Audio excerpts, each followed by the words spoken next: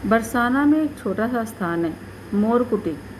इस स्थान की महिमा के बारे में आज आपको बताते हैं। एक समय की बात है, जब लीला करते हुए राधा जी प्रभु से रूठ गई तो वो रूठ के मोरकुटी पर जाकर बैठ गई और वहाँ एक मोर से लाड़ लड़ाने लगी। तब हमारे ठाकुर जी उन्हें मनाने के लिए मोरकुटी पर पधारे तो देखा राधे जी हमसे तो रूठ गई हैं और उस मोर से प्यार कर रही हैं। ठाकुर जी को उस मोर से ईर्ष्या होने लगी।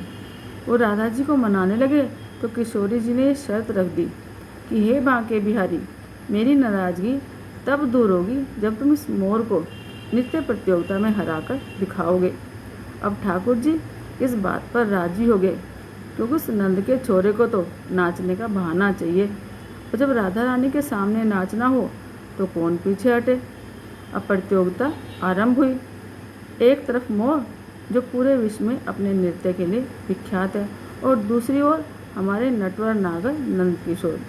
प्रभु उस मोर से बहुत अच्छा नाच लगे और फिर किशोरी जी को लगा कि यदि बांके बिहारी जी जीत गए तो बरसाने के मोर किसी को मुंह दिखाने लायक नहीं रह पाएंगे कि स्वयं राधा जी के गांव के मोर एक ग्वाले से जीत भी न सके।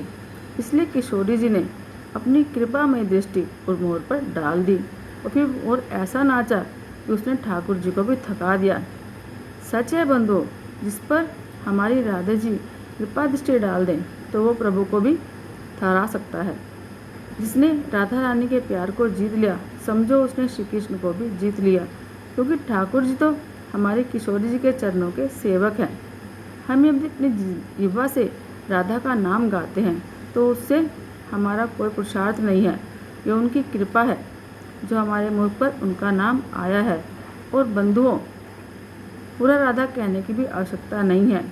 आप अपनी वाणी से सिर्फ ये रा सुनते ही बांके बिहारी जी कान खड़े हो जाते हैं और जब आप आगे बोलते हैं राधा तो मतलब आप बोलते हो राधा, तो बांके बिहारी जी कान नहीं, फिर तो बांके बिहारी जी खुद ही खड़े जाते हैं उस भक्त के साथ चलने के लिए। राधा राधा राधा राधा, वृंदावन के वृक्ष को मरम न जाने कोई, यहाँ डाल डाल और पात पात में राधे राधे होए। राधे राधे।